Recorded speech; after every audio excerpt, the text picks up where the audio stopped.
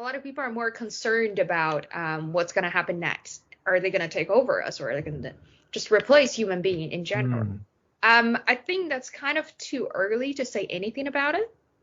Or let's say, because ChatGPT is basically a language processing system, a natural language processing, which you're going through the orders and try to go through the stack of information and then extract from it and then try to get the answer for you. So it's still not at the stage of like dynamically changing the world all of a sudden. So I would say any sort of change is happening, we're welcoming it, of course. But at the same time, I would say there's no need to be fear or to like hold any sort of the intimidated emotions about it, because it's not going to come it's not going to overtake anything for now, at least. So yeah. Yeah, I mean, we've heard a lot recently about ChatGPT, and a lot of, there's been a lot of covering in the media, and there's been a lot of voices of concern about that. Yeah. What's your view about that? Do you think it's justified, or do you think it's a bit of an overreaction? I'd say if people are expressing the fear out of the reason that, the argument is about like they're going to replace us, I think that's way too early to say that, because the technology itself is not there yet even. But if people are more concerned about like creativity, or for example, there's some like news that I just saw the other day of the headlines.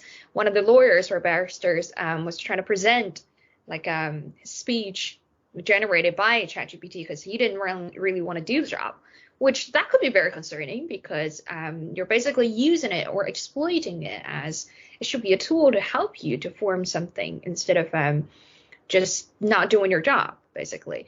And also that applies to, university essays, or because I teach in universities, I supervise master thesis as well, which is kind of concerning, because we do have to tell the students that please don't use AI, ChatGPT, or anything to generate your text, because it's all detectable. At the same time, it's only kind of obstructing your way of learning or your way of understanding the world. So I'd say it really depends on what kind of use are you trying to put it on, like, let's say. So yeah.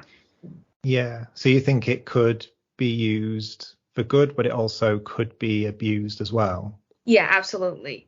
I would say there's a much higher chance, like right now, currently, I would say, to be abused, like to on the other extent. But of course, there's like a potential for it to happen or to be adopted in different areas at the end of the day.